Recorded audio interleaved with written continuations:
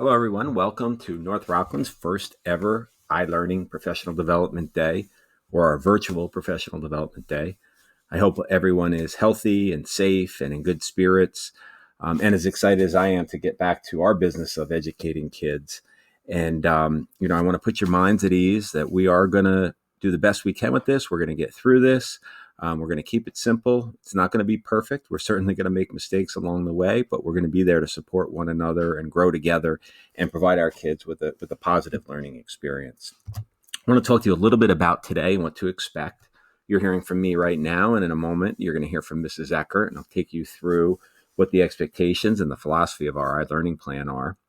I'm going to ask you to take some time to read the iLearning plan, which is linked here, and thank you to everyone who contributed to that. So many people put so much time and effort into that.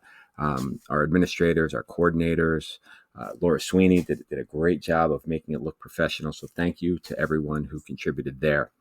You're going to have your faculty meeting with your building. You're going to have grade level and or department meetings. And you're going to take the day to do some self-guided learning and figure out exactly what it is that you need to get yourself up to speed on to make this successful. And again, keep it simple. I know you probably feel bombarded with so many resources and tools and so many things out there. And you do not have to become an expert on all of them. Pick one or two things that can help you to get done what you want to accomplish, and then you can grow from there, and you can tap into a few more after you get comfortable. But keep it simple. Pick a couple of things and stick with those initially. Then you're going to take some time to collaborate with teachers that are on your grade level team or teaching the same course as you or your team at Fieldstone. And then you're going to take some time to create your lesson, but it's going to be very flexible. Beyond listening to this message and your faculty and department meetings, you're really going to have the opportunity to do your work that best fits your schedule and those that you're collaborating with schedule. We certainly trust your professionalism and know that you guys will get done what you need to get done. We're going to hear now from Mrs. Eckert. Good morning, North Rockland family. First and foremost, I hope you're taking good care of yourselves and your families. As you know, this global crisis has impacted every aspect of our lives. I'm very proud of the work that was accomplished on March 13th to ensure that our students remain focused on learning. I'm also very proud of how our staff has responded to continuing services for students. Our food service staff, along with our custodial and security staff, have been serving over 1,000 meals a day at each of 4 locations. Ed Mulpey and his staff have distributed over 400 Chromebooks in 30 hotspots. I'm equally proud of the preparations that have been taking place leading to today. I have no doubt that we will work together to accomplish our task at hand of providing students with a continuation of their education. We know that it will not be easy, it will present many challenges, and it will not be perfect, but we will face these challenges together, helping and supporting each other as we always do in North Rockland. One thing is certain, we will all learn something new after all this is over. For one thing, I would like to thank Dr. Felicello, Ed Mulpey, Craig Manton, our coordinators, our specialists, and our administrators for all the work they have done leading to today. I hope you have a successful experience and stay healthy, stay safe, and I miss you terribly. Hope to see you soon. Thank you, Mrs. Eckert. It's always great to hear from our leader, and she has been such a great calming force through all of this. I want to touch upon our philosophy as a district as we embark on this new adventure. First and foremost, the most important thing is emotional health, and that's why it's listed first. And I certainly mean the emotional health of our students, but I also mean the emotional health of our teachers and our colleagues. And I really think that we are in unprecedented times right now, and people are going to have good days and bad days, and anxieties are going to be high on some days, and we're going to need each other. We're going to need to lift each other up, and we're going to need to be aware of those different emotional needs of our kids and understanding that first and foremost, we need to get them through this in the right mindset before we can even start to tackle the content, but also being aware of our own feelings and our own emotional health and that of our families and our North Rockland family as well. We also want you to start simple. Keep it basic. We'll get better as we go. We understand there's going to be mistakes, but try to keep it simple initially, and try to support each other. And that's why we've really built it the way we have with at the elementary level, those grade level teams that will be creating content for the entire first grade. So every first grade student in North Rockland will get the same learning experience every day, the same lesson every day that's going to be created by the various teams. I think it's so important that we collaborate and to tap into each other's strengths, and build each other up in those areas that we're not so strong in. And that's why we're taking on this team approach. So at the elementary level, that same lesson, and then the teachers that teach the common courses, we really want to see you guys working together, and maybe a little flexibility in that, but also being able to kind of have a pretty much the same learning experience or same lesson as you move forward. Communication is going to be key in all of this. Figuring out how you're gonna stay in touch with your colleagues, with your administration, with your parents, with your students. They're going to need us, and we're going to need each other through all of this. The flexibility is obviously essential because none of us have done this before. So we're going to need to be flexible with ourselves, with our students, with our colleagues. Everything is not going to be as it was in our brick and mortar schools where our students and we went through our day driven by the bells and the time clock. Things are much different now. So we're going to need to be flexible. And more than anything, we're going to need to be kind to ourselves, to our students, and to each other. So what are your goals for today? Well, you're going to guide your own professional growth and go to that Google Classroom or those Google Classrooms that Mr. Molpe has created that has great resources, tutorials, web pages that you can go to and visit, and pick out a few things that you think you're going to need to get started with. First, how are you going to communicate with your parents? Is it going to be email and phone calls, or are you going to get a little more extensive in that? Think about what how you're going to create that content or find that content. Are you going to use screencasts? Are you going to use Google Meet? Are you going to just film yourself? And you'll hear me say this throughout this process, and you've probably heard me say it before. Break your courses down into those key goals and objectives. What are the most important things? Whether it was before this all started happening, but even more importantly now, what are the most important things that kids need to walk away from really having a deep understanding of at the end of your course? What are those key goals and objectives? We're not going to be able to cover everything or cover all the content, but we can certainly keep giving our students the opportunity to really build a deeper understanding of the key goals and objectives. Determine what your lesson structure is going to be. Is it going to be a slide deck like I'm doing now, and you talking over that slide deck and presenting and sending it out to your students? Is it going to be a Google Doc that has links to videos and calls out goals and objectives? What is that lesson structure going to look like? And then making that first lesson, whether it's a team approach or if you're teaching a singleton course, whether it's on your own, but figuring out what that lesson is going to look like for Tuesday. And remembering, we do not expect perfection. Don't expect it from your students, and don't expect it from yourself. We are all learning together throughout all of this. So the professional growth stuff, as I said, is all in the Google Classroom. And think about those areas. How am I communicating with colleagues? Is that Google Meet? That seems to be our platform of preference there. How am I going to communicate with families? Where am I going to find the content? How am I creating content? And how am I getting the content out there? And really, what's your approach to iLearning? How am I building my kids up? How am I communicating with them? What do I think is important in this whole process? So give that some thought. Communication, we are asking that all teachers establish office hours from 9:30 to 12:30 daily. Those are days, obviously, that we're in school, Monday through Friday. You can simply respond to email or remind or dojo messages or classroom messages that you've gotten. You can make phone calls, and some people have asked about or had some concerns about using their phone or their personal phone to make calls. And there's a couple workarounds to that. If you hit *67 on any phone, it will block the number. Or you can go to Google Voice and make calls through that. And Mr. Molpe has some tutorials on that on the Google Classroom, so you can check that out. Maybe you figure out you want to do a text communication and you want to use something like Discord, which allows you to set up a group for your class and and have live questions that are typed in by students and can certainly be answered by the teacher. You can even do voice with that tool. You may use question boards like Padlet or even a Google Doc and just have some live time response there through text in a Google Doc. But kind of get an understanding of what that's going to look like. You may put out Google Forms. One thing we are asking is that you hold off on the live video to video communication with students and parents until we have the opportunity to check out the legalities. It's not that we want to hold anybody back, but we certainly want to make sure that nobody's exposing themselves or putting themselves in legal jeopardy.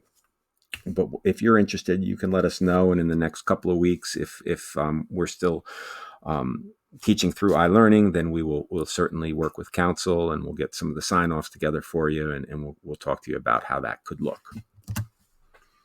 Collaboration. So as we said, the elementary teams are going to stick with their teams that were created on March 13th. So the way it was set up, each school was responsible for a subject. So Farley and Stony Point, math; West Haverstraw and Haverstraw, science and social studies; Willow Grove and Thiels were ELA.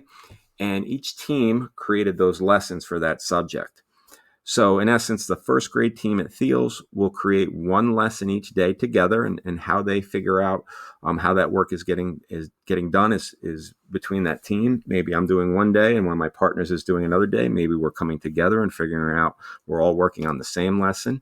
But every first grade student will get the same lesson in each of their courses. And how will they get it? Well, if you remember the home learning website that Mr. Mulpey and Mr. Manton created, looks a little like this, and it has the activity sessions listed below. Well, starting March 31st, you will see March 31st listed there, and a parent can click on that, and then subsequent dates after that. That will bring them to the first grade suggested template. And this is something that was created to kind of give parents a guide for their day. Again, kids don't have to follow this. We wouldn't expect parents to have to follow this verbatim, but I know they appreciate a little bit of structure. And thank you, Mrs. Esposito, for putting this together for us.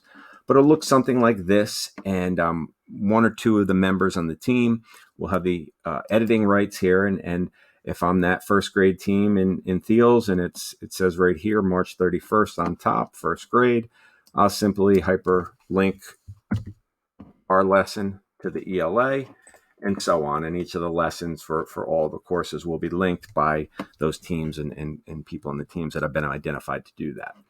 At the high school level and at Fieldstone, everything is being sent out through Google Classroom.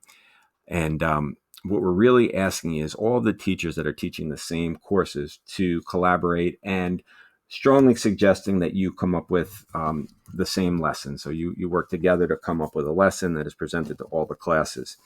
Understand that some classes may be at different points in the curriculum, and it would be okay to kind of pick a spot. And if it was a little bit of review for some kids, that's okay, but a starting point. I know our elementaries have talked about doing that. But after talking to the coordinator group and to the NRTA, I know some teachers really felt strongly that they'd like some flexibility and be able to deliver specific content for their classes. And, we certainly heard that and are going to allow that, but we're asking that any content that you create is shared with other teachers that teach that same course. Should somebody, be out for an extended period of time or miss some days, we can plug in those lessons that we've created, that have been created by other colleagues. Special area people will have common lessons at their level band, so K3, 4, 6, middle school and high school. And again, that'll be a little different. And this whole approach is different, but certainly the special area people, we wouldn't expect a 40-minute lesson every day, but some activities and different things that students might be able to do during the week, or to keep their minds fresh and engaged in your content area. And then our E&L and special ed and service providers, more details are in the plan that you'll be able to see, but certainly collaborating with those teachers that you push into in the classrooms and that you work with. Support, and this is one of the reasons why we feel it is so important that we do lift each other up. If somebody's out or you're not feeling well and you need to take the day and you can't do your work that day, you would put it in ASOP as a sick day. You would notify your parents that you will not be holding office hours that day. And if I'm an elementary teacher, it's fine because the content is going to be the same for every first, second, third, fourth kindergarten student. So I can still go to that website and access my content, but my parents will need to know that I'm not going to be able to have my office hours that day. Secondary, middle school should be fine because the teams can push out that content if somebody isn't able to do it. But at the high school, you're going to need a backup, and the coordinators can certainly support be a backup in terms of posting the lessons. But also, I would suggest kind of a partner teacher or a couple of partner teachers. Because if you're going to be out for a while, they can certainly make sure that your students don't miss any content. And if you are going to have an extended absence, make sure you talk to your building administrator, let them know, so that arrangements can be made to continue to communicate with your students and your parents. Instruction. So again, we want to keep it simple. We want to keep it brief. We don't expect kids to be sitting for 45 minutes hearing a lecture, or it's not traditional school. But we do want new content every day. We don't just want kids being asked to complete work without presenting them with new information. And how you do that is certainly flexible. You may want to make a slideshow as I did here and present it that way. You may want to film yourself doing a lesson. You may find many lessons that have already been created on sites like Khan Academy. So that is going to be up to you, but keep it simple. Like I said, I've seen some examples where teams have done the Google slide decks without even voiceovers, just sending them out with various instruction and links for kids, which is great. I've also seen teachers have a Google Doc that lists the lesson for the day with hyperlinks embedded in there that says, watch this video that gives a tutorial on these questions. And, we have our goal for the day on top and some different activities. But whatever works for you is fine. But keep in mind, keep it simple. We'll learn as we get going. We'll get better as we get going. We need to be flexible, and we need to be flexible with our students. We have to understand that they may have a lot of things going on in their lives.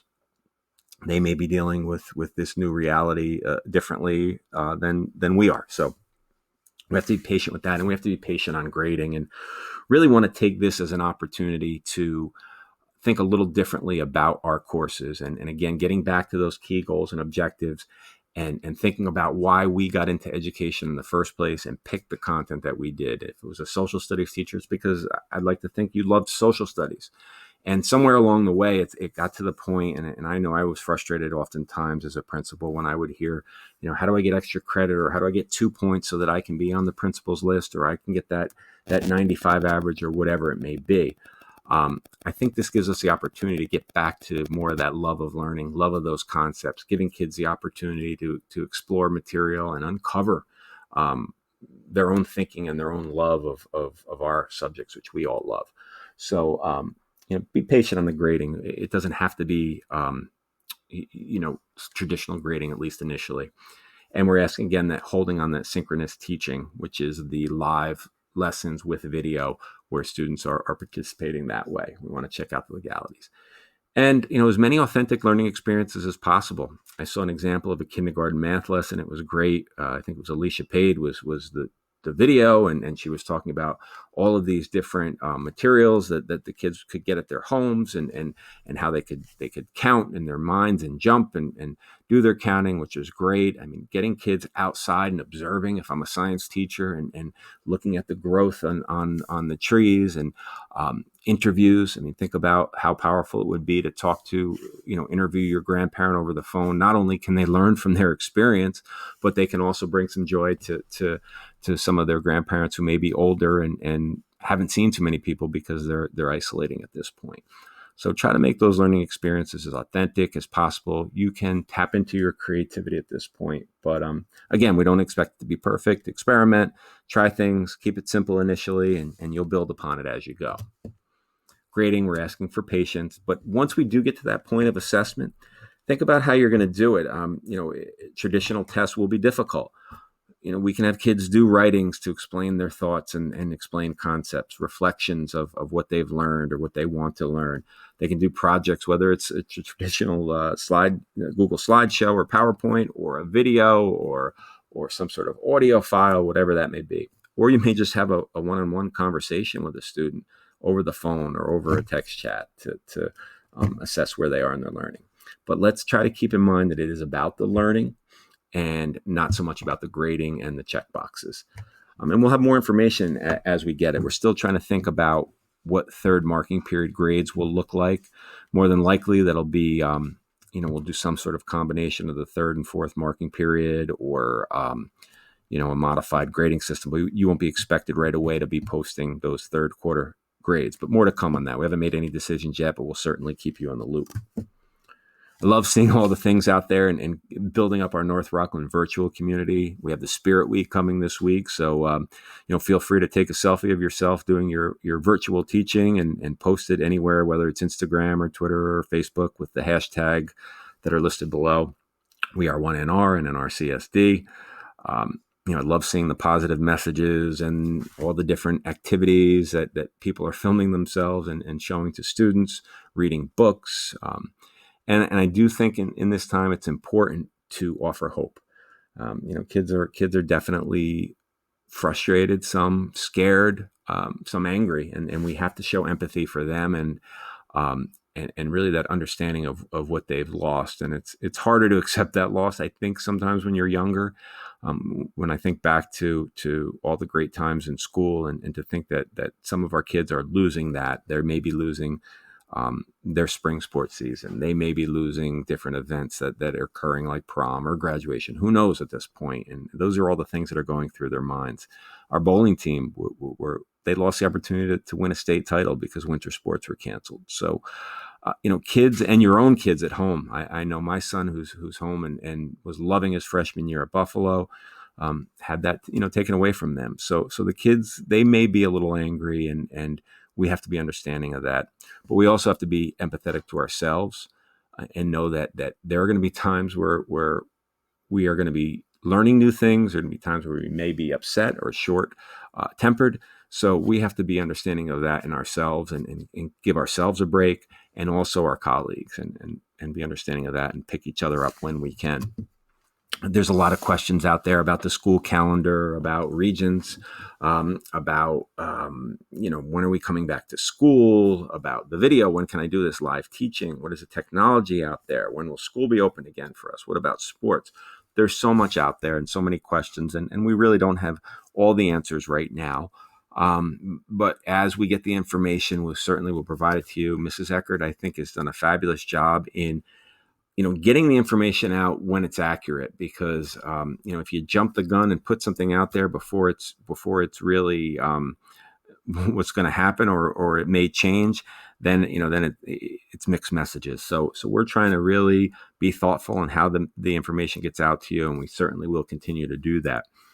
I created this platform that Mrs. Esposito had talked about and showed me, Slido. If you go to www.slido.com and enter the hashtag 5272, you can ask questions, and then you can vote up other people's questions. And I never used it before, but I certainly want to try it out. Maybe it's great, maybe it doesn't work, and that's okay too. But you can post your questions in there, and I'll go through there, a couple days a week, and try to answer some of the common questions and the most common questions that I'm seeing in there, to kind of keep you guys in the loop. Or if I don't have the answers, let you know I really don't have them at this point. But, we could try that out, and I'll try to keep you up to date. And, just in closing, I want to thank everyone for all, not only their efforts, because everybody really has chipped in and has volunteered and asked what they can do to help, but more so your positivity, because, everything that I've heard from any person that I've had an interaction with, or anything I've seen out there from a North Rockland educator, has been positive, has been, we're going to get through this. Our kids are going to be fine. We're going to be fine. We're a strong community. And we really are in North Rockland. We're not a school district. We're a school community. So that has made me so proud. And, think about this whole time, because it is going to be a memory at some point. This will be over, and life will get back to normal at some point. So what are you going to remember about this time, and what can you take from this time that'll make you a little more appreciative of some of the things that we no longer can do, like going out to eat or shaking hands, and also some of the things that maybe we weren't appreciative before when we were moving so fast. And, the little things that we're finding joy in now as we're kind of on this quarantine, so to speak. So what will you remember, and what are our kids going to remember? Will they remember all the content and every concept that we taught them? Some of it, hopefully, but they're probably more inclined to remember the experience and what things were like, because this is a very, very unique time. There's never been anything like it in modern history.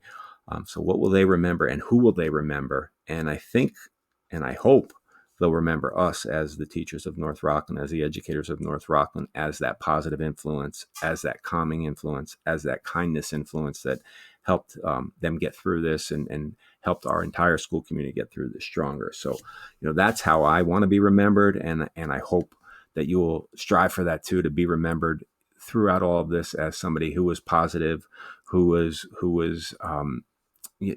there for the kids, there for their family, there for the community. And I really know that there is no other place that I'd rather be than North Rockland. And I know that when this is all said and done, we will come out of this stronger and better than we were than even beforehand. But thank you all for listening to me. I know this was a bit long, but I appreciate it. Have a great day of virtual learning today. Have a great time with the iLearning. Stay safe, stay happy, stay positive. And if I can help in any way, please feel free to let me know. You can email me or call me, or however I can help. I'm happy to do it.